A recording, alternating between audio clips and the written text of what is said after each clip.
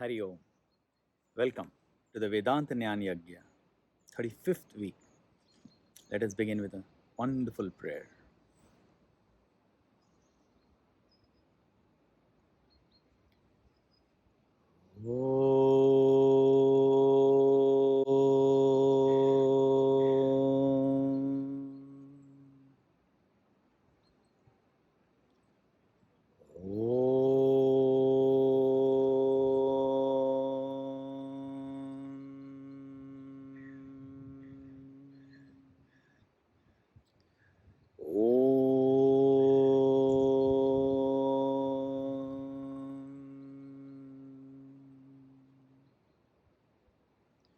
समस्तजन कल्याणी निरतं करुणामयं नमामि चिन्मयं देवं सद्गुरुं ब्रह्मविद्वरम् ॐ शान्ति शान्ति शान्तिः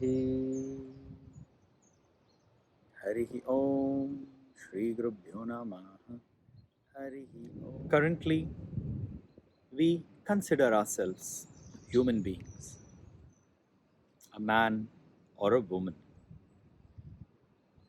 And this has been ingrained in us so much so that waking, sleeping, walking, while we are interacting with the world, this just does not remain as a thought, but it makes our life move in the way. I am a man is not just a thought. I live my entire life according to that norm. I am a man. This is not just a thought. It is so much me that I don't have to remind it to myself, oh, yes, I am a man. No. Even in my dreams, when I see myself only as I see myself in the waking state. This is the condition in which our mind is in current state, that we are 100% or even more convinced. We are established in the thought that I am a jiva. I am a limited living being. In the same way, when the thought, we call it as a vritti, becomes established in us that I am not the body, I am not the mind, I am not the intellect, I am not the human or the man that I consider myself, but the in-living self, the spirit which enlivens this entire body, mind and intellect. I am that. Until and unless this thought is established in us firmly, we continue to remain in the state of flux. We spoke of the man of perfection, Jivan Muktah. The man of perfection or Jivan Muktah, his uniqueness is that he is not only intellectually convinced that he is not the body, the mind and intellect, but the self within. To that extent, the same way as we today, walking, sleeping, talking, interacting with people, we believe that we are human. They come to this conviction and they live with that conviction of Aham Brahma Asmi. I am Brahman. I am the Atma. I am the Spirit. While we mortals come to believe that we have taken birth and a day will come when we'll die, a Jivan Muktah, a man of perfect knowledge, even at the time of death, he realizes that the death is not his, is just of the body.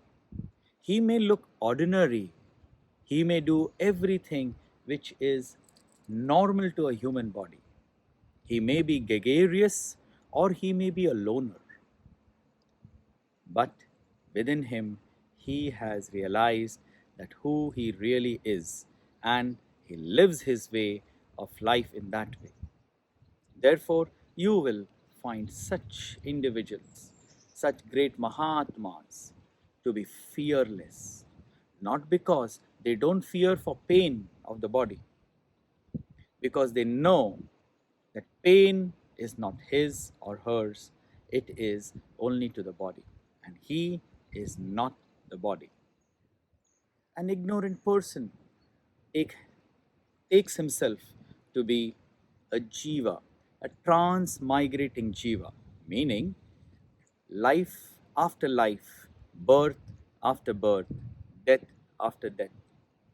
But a jivan mukta, or a man of perfect realization, consider himself as only Atma, the everlasting, that which has never taken birth, which is pure, which is not transmigrating but eternal.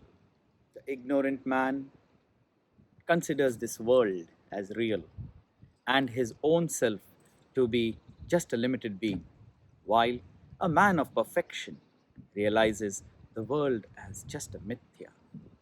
The man of perfection knows himself to be infinite, and he doesn't consider this world as the perfect world or the real world.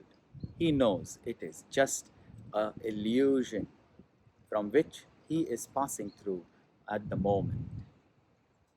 The man of realization consider himself as asangha, unattached, just like the self. Though we have the three bodies, though we have the three states of awareness, but the self is never attached to it or them.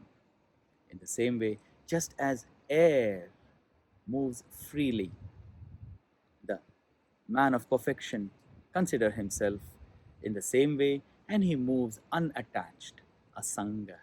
The man of perfection is Satchidananda. Ever existing consciousness is he, and therefore he has never the fear of birth or death, of pain or pleasure.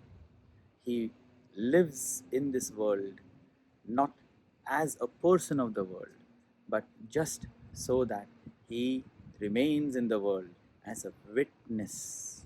In the same way as he remains in this body as a witness of all the thoughts, all the actions. The man of perfection is Prakasha Swarupa. Prakasha in our Indian philosophy is considered to be knowledge. In the same way, he considered himself just as pure Prakasha, pure knowledge, no misunderstandings, no confusions, and is the enliver. He is the illuminer of the entire three states. And therefore, in our scripture, Shastra, all thoughts are considered to be the thoughts which are being given light or given energy or given life by the consciousness. Therefore, we find in the scriptures that there are atheist philosophies also by the side where theist philosophies are there. Nothing is condemned, everything is accepted as all thoughts are enlivened by the consciousness. The Jivan Mukta is Sarva Antaryam, meaning he is the indweller of all. He has reached to the state where he has realized that what is in me is in all. Therefore, he does not hate anyone. He loves everyone and everything because he realizes the oneness, the Advaita, the non-dual bhavana, feeling in all, and he remains amongst all as one of them. The Jivan Mukta is considered to be like Chidakasha. Akasha is the unlimited space. Space allows everything to be merged in it. It gives space for everything to be. And Chidakasha means that which gives space, also space to be accommodated. Think, isn't it? Space also exists in existence. Consciousness is existence.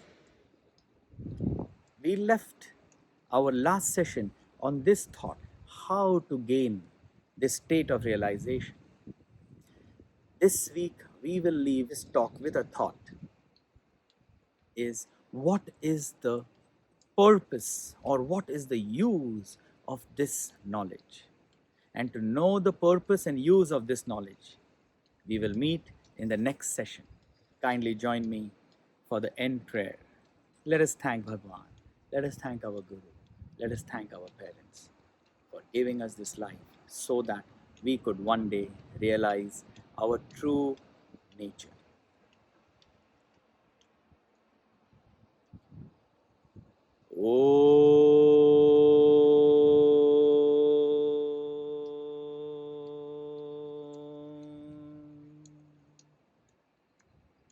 पूर्णमद पूर्णमिदं पूर्णात् पूर्णमुदच्यते पूर्णस्य पूर्णमादाय पूर्णमेवावशिष्यते ॐ शान्ति शान्ति शान्तिः हरिः ॐ श्रीगुरुभ्यो नमः हरिः ॐ